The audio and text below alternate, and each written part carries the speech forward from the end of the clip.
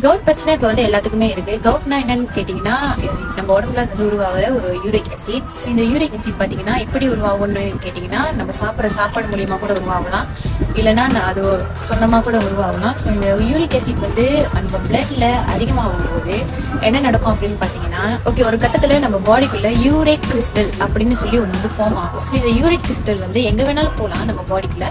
But most காமனா அது போற இடம் அப்படின்னு பாத்தீங்கன்னா, நம்ம காலில் இருக்கிற அந்த பெருவிரல் ஜாயிண்ட்ல தான் அது வந்து மோஸ்ட் காமனா இருக்கிற இடம்.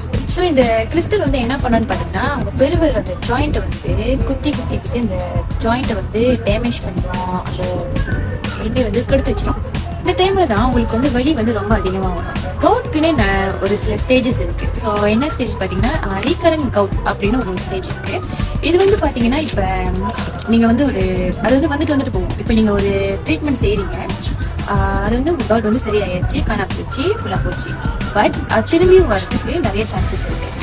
இதுதான் வந்து ரீகரண்ட் கவுட் அப்படின்னு வந்து சொல்லுவாங்க. இல்லை நீங்கள் ஏதாவது வந்து ஒழுங்காக பார்த்துக்கிறது இல்லை, உங்கள் சாப்பாடு மூலியமா கூட இது வந்து வர்றதுக்கு நிறைய சான்சஸ் இருக்கு. ஓகே, அட்வான்ஸ் கவுட் அப்படின்னு சொல்லுவாங்க. அப்படின்னா என்னன்னா, இந்த யூரிக் அசிட் வந்து உங்கள் காலில் தான் இருக்கணும் அப்படின்னு வந்து அது வந்து அவசியம் இல்லை. உங்கள் கையில் கூட அது வரலாம். இப்போ வந்து கையில் வந்து கட்டியாக இருக்கும். அது வந்து என்ன சொல்லுவாங்கன்னா, கவுட்டி ட்ராஃபி அப்படின்னு வந்து சொல்லுவாங்க. அது வந்து மோஸ்ட்லி வந்து வலிக்காது. பட் கவுட் ஃப்ளேர் அப் வரும்போது அது வந்து கொஞ்சம் வலி கொடுக்க வந்து ஸ்டார்ட் பண்ணும், கொஞ்சம் வலிக்கும்.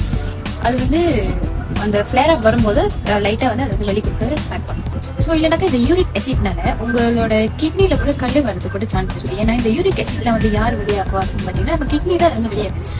இன்கேஸ் வந்து அந்த யூரிக் அசிட் வந்து கிட்னில எங்கேயாவது போய் அடைச்சிக்கிட்டா கூட அது வந்து உங்க கிட்னில வந்து ஸ்டோனா ஃபார்ம் ஆகிறதுக்கு கூட நிறைய சான்சஸ் இருக்கு. ஓகே, இந்த கவுட் வந்து எல்லாரும் வந்து சாதாரணமா வந்து நினைச்சாருங்க. இது பின்னாடி வந்து நிறைய விஷயங்கள் இருக்கு. ஸோ இப்போ இந்த கவுட் வீடியோஸ்லாம் இப்போ என்ன ஃபுட் வந்து நம்ம வந்து சாப்பிடலாம், யாருக்கெல்லாம் இந்த மாதிரி காமனாக வந்து இந்த கவுட் வரும் அப்படின்னு என்னோட நெக்ஸ்ட் வீடியோஸில் நான் வந்து ஷேர் பண்ண போகிறேன். மறக்காம என்னை ஃபாலோ பண்ணுவீங்க. ஏன்னா நான் என்னை ஃபாலோ பண்ணதான் உங்களுக்கு நான் அடுத்த என்ன வீடியோஸ் வந்து போட போகிறேன் அப்படின்னு உங்களுக்கு வந்து அதை நோட்டிஃபை பண்ணேன். So thank you.